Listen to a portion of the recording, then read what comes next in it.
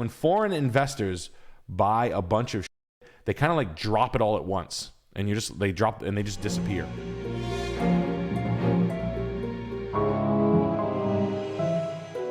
So secret layoffs. I like them still shrouding. You know what's really funny is that they were talking about the market's imminent crash, and then they were saying foreclosures going up, and then they were skirting the fact that it was commercial.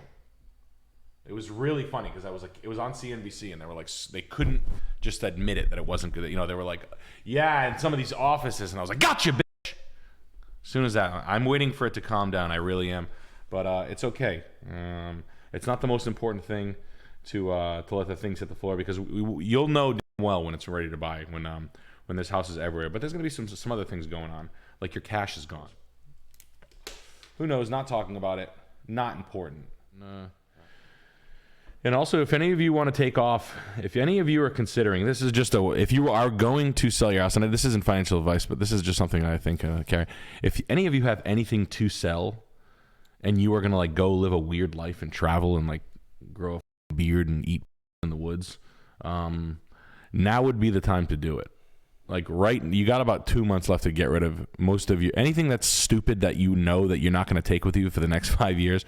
I would probably sell it now, just because of market's still in the ether. You know, it's sort of a time to like slim down. So if you bought a bunch of shit in the last 3 years, now would be the time to like offload that while people still have a little bit of money, because that stuff is going to go right in a storage unit and start costing you money the second you don't want it, because there's going to be no buyers for it. But Just a thought that I had a talk with my wife where I was like, you know, if we did want to get out of here and, you know, travel around with Alice Cooper, like you said. It's the dream. Yeah, the dream. Just follow around ZZ Top. You know, just like you said, pack up the old Electra Glide and go travel around with ZZ Top. We got Maddie with the 28 Canadian.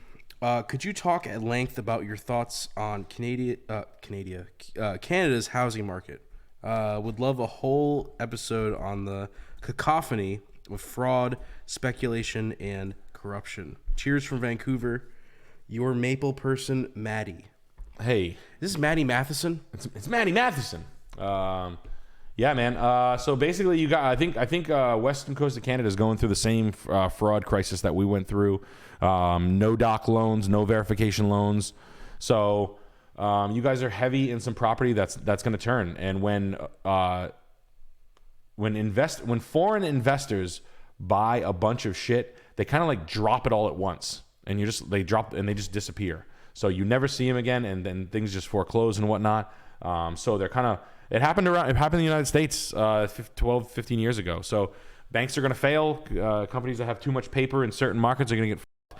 And the rents are too high, man. The rent is too damn high. I know Toronto and Vancouver is unlivable. I mean, people just straight up can't afford to live there, and you can be a doctor and you live in a one bedroom, and it just doesn't last. People stop paying their rent, and the pipe dream of the investors that drove the prices up so high fails. It just cannot sustain. So these are non-occupied tenants. You know, these are not owner-occupied investments, meaning the owner doesn't live there. That's just a dock of cash. So when hits the fan and no one pays rent, they get dropped like a hot potato, and the market goes really, really sideways. And then banks come in and try to stop the bleeding and try to mitigate the loss, and they try to hire agents to say a portfolio has 100 houses in Vancouver. They'll assign agents to sort of like hoof out 50 of them. That's how they used to do it.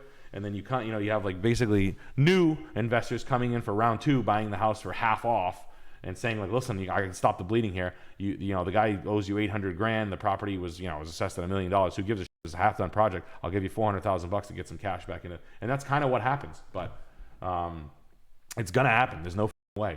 Toronto's going to hell. Vancouver's going to hell. You guys are. I would stop paying rent. Honestly, that's what I would do. If I lived in a multinational, I'd be like, fuck you. I'm not paying rent. Anarchy. Yeah, anarchy. I'd be the Joker. Chaos. Chaos. We got Luke with the 25 Canadian. Hey, Nick, is Canadian real estate too far gone? I'm a dev in Ontario making $115K a year, $30K saved, would need $180K income to qualify since everything is $800,000. Should I leave Leafland for the States? Yeah, you should. Come on over here. Come on down here, because hell is real. Do not take the marks of the beast. 666. That Trudeau is up to no good.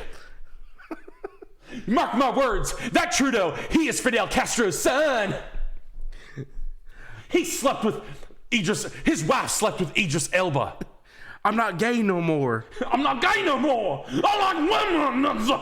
I am delivered. I am delivered. Yeah. Yeah. No. So. Yeah. Canadian real estate. I mean. Yeah, man. I would. They're playing games. I mean, you got like a learn Mandarin. Yeah, you can go to. Yeah, you can go. But no, there's only 30 million people in Canada, so that means your job market's a lot slimmer than down here in sweet United States. Oh. Big old population, 370 million. How's that sound? How's that fit? Oh yeah, big population. Major metropolitans overcrowded with a homeless epidemic, literally bringing our standards down to a third world country. Oh yeah. But no, this you move to Buffalo, live in an actual house, and do developer work remotely. You don't need to live in the city. I mean, I get it, but how many drinks do you need to have? How many fancy restaurants you got to go to? I get it. We got them. We got them here especially too. Over here. Small town America's got them in spades. $4.99. Yeah, no, I'm telling you right now, it's not going to end up well. Some Canadians are gonna go broke, and they'll probably offer assistance programs. They'll offer like loan modification programs and stuff like that. But it's gonna wreck your credit. I mean, you're gonna be like paralyzed. All they do when they go to take the house away, they start to they work situations out with I can't pay the bills. I lost my job. Big layoffs. Holy shit. Can't pay the bills, Mr. Bank. Oh my God. How much were you paying? Oh, well, I bought the house for $800,000 because the market was so ridiculous because you guys were letting non-owner occupied investors buy everything under the sun. So yeah, what do you suggest I do? I can pay $1 a month. I was paying $31.79 a month. I think I can afford to pay $20 a month now. What do you want me to do? How do we want to get through this?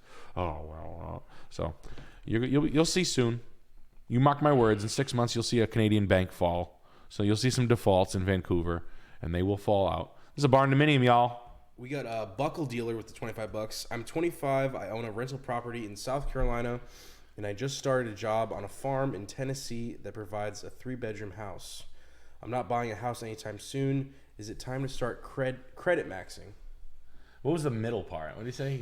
I started a job in a farm in Tennessee that provides a 3-bedroom house. Mm-hmm. And he owns a rental property in South Carolina. Just let it. What are you going to cred max on? Yeah, what are you going to cred max on? No, man. DoorDash? Do you want to grab your equity out of that or something? No. You should be saving, maybe finding you sound like you're pretty good at traveling.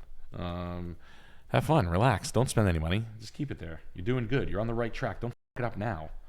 Don't start getting antsy because you got some equity and then act like a crazy person. Start grabbing $15,000 to go buy a Mustang or something like that. I see it happen all the time. Don't do it.